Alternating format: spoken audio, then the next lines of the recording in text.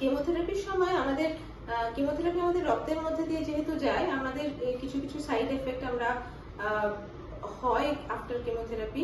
সেগুলো হচ্ছে আমাদের শরীরের প্রতিরোধ ক্ষমতাটা কমে যায়, আমাদের স্বাদের কিছু পরিবর্তন হয়, আমাদের মুখের মধ্যে কিছু ঘা হতে পারে, যেগুলো থেকে আমাদের খাওয়া দাওয়াটা কমে যায় এবং আমাদের ওজনও কমে যেতে পারে। কিন্তু এটা নিয়ে খুব একটা চিন্তিত হওয়ার কারণ নেই, তার কারণ এই সময় যে কেমোথেরাপি গুলো পাওয়া যায় সেটা তাৎক্ষণিক সেই এফেক্ট গুলো থাকে এবং কেমোথেরাপি শেষ হয়ে যাওয়ার পরে আবার নর্মাল ফুড ইনটেক আবার ব্যাক করে।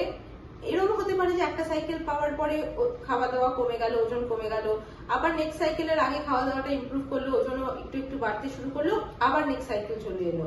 তো এটা এই সাইকেলটা যে কদিন ধরে চলবে সে কদিন এটা আপ অ্যান্ড ডাউন হতে থাকবে, কিন্তু কেমোথেরাপি পুরোপুরি শেষ হয়ে যাওয়ার পরে আবার নর্মাল যখন ব্যাক করবে তখন নর্মাল ফুড ইনটেক আবার রিটার্ন করবে, তখন ওজন নিয়ে আর কিছু ভাবতে হবে না, তখন আবার এই কমে যাওয়া ওজনটা আবার রিগেইন করে যাওয়া হয়।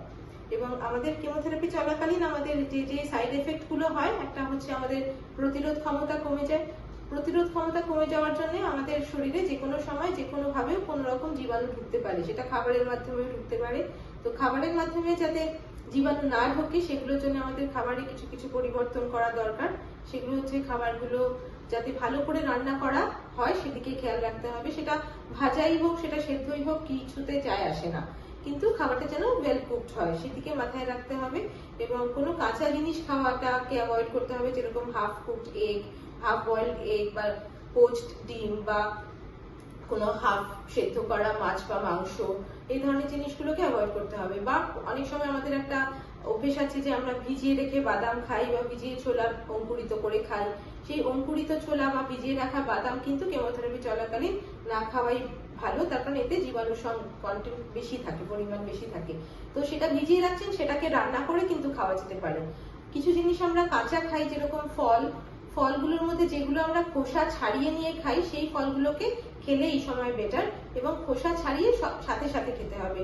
যেরকম ধরুন কলা, মোসাম্বি, কমলালেবু, এগুলো খোসা ছাড়িয়ে নিয়ে খাই, তো এই ফলগুলোর উপর বেশি করে জোর দিতে হবে। আঙুর বা ধরুন পেয়ারা, যেগুলো আমরা খোসা ছাড়িয়ে খাই না, সেই ধরনের ফলগুলোকে না খাওয়াই ভালো।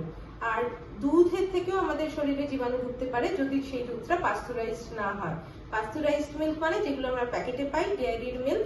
পাস্তুরাইজেশন মানে হচ্ছে যেটাতে কোনো জীবাণু, যেটা ক্ষতিকারক জীবাণু আমাদের জন্য, সেটা থাকে না, সেটাকে বার করে দেওয়া হয়। তো সেই দুধ আমরা খেতে পারি এবং সেই দুধের থেকে তৈরি দই বা ছানা এই সময়ের জন্য খুবই উপকারী।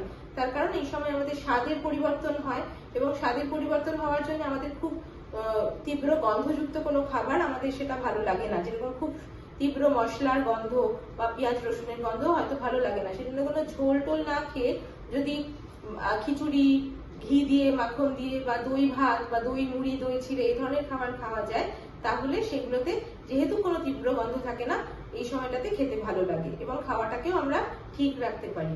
আর ফ্রিজের খাবার খাওয়া যায় কি যায় না এরকম একটা মনে আছে। আমরা যখন খাবারটা ভালো করে রান্না করে খাবো, ভালো করে রান্না করার পর সেটাকে ঠান্ডা করে আমরা ফ্রিজে অবশ্যই রাখতে পারি, এবং 24 ঘন্টার মধ্যে সেই খাবারটাকে আমাদের খেতে হবে। এবং 24 ঘন্টার মধ্যে আমরা সেই খাবারগুলোকে ফ্রিজের মধ্যে ছোট ছোট বাটিতে ভেঙে ভেঙে রাখবো, যাতে যখন যেটুকু পোর্শন খাবো সেটুকু পোর্শনই আমি গরম করে নিয়ে খেলাম। এই নয় যে পুরো খাবারটাকে গরম করে খেলাম আবার বাকিটা রেখে দিলাম, এরকম বারবার করে ঠান্ডা গরম করা যাবে না। একবারই রান্না করার পর ঠান্ডা রেফ্রিজারেট করলেন, ফ্রিজের থেকে যখন বার করছেন একবারই রিহিট করে খাওয়া যাবে, বারবার কিন্তু করা যাবে না, কিন্তু সেটা 24 ঘন্টার মধ্যে। আর বাইরে গিয়ে খাবেন কিনা, বাইরে থেকে খাবার খেলে আমরা অনেক সময় সেখানকার সোর্সটা তো জানি না, কিরকম ভাবে তারা হাইজিনিক্যালি বা কিরকম ভাবে রান্না করছে সেটা আমরা জানি না, সেই জন্য সেটা অ্যাভয়েড করাই ভালো। কিন্তু একান্তই যদি খেতে হয় তাহলে সিল্ড খাবার খেতে পারেন, কিন্তু সেই সিল্ড খাবার খাওয়ার আগে অবশ্যই এক্সপায়ারি ডেটটা দেখে নেবেন।